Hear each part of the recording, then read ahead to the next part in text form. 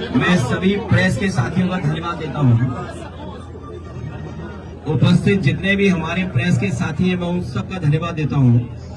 साथ ही साथ हमारे बहुत बड़ी संख्या में समाजवादी साथी हैं जो इस घर में भी हैं और बाहर में देख रहा हूं बड़ी संख्या में जनता और समाजवादी साथी दिखाई दे रहे हैं।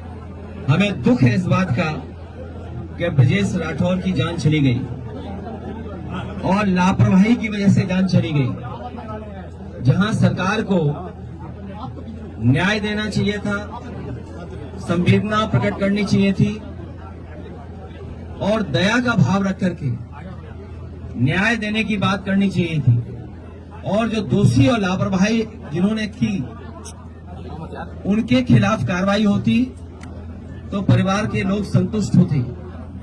लेकिन जहां न्याय की बात होनी चाहिए थी वहां सरकार ने अन्याय किया है और कोई परवाह नहीं की।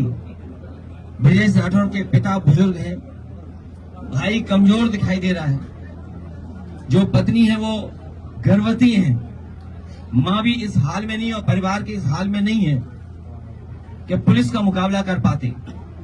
जो दुखी होता है, जो संकट में होता है, जो परेशानी में होता है, उसे कई बार दुख में दिखाई नहीं देता उसे क्या निर्णय क्या फैसला ले।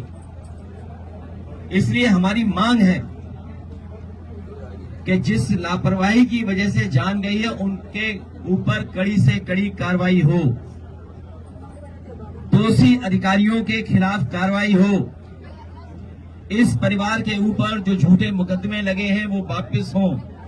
परिवार के साथ साथ सरकार ने दबाव बनाने के लिए, अधिकारियों ने दबाव बनाने के लिए अज्ञात में तमाम लोगों के नाम रखे हुए हैं और अज्ञात इसलिए रखे हुए हैं जिससे किसी को भी परेशान कर सके और वसूल सके, पैसा वसूल लें और अन्याय कर सकें।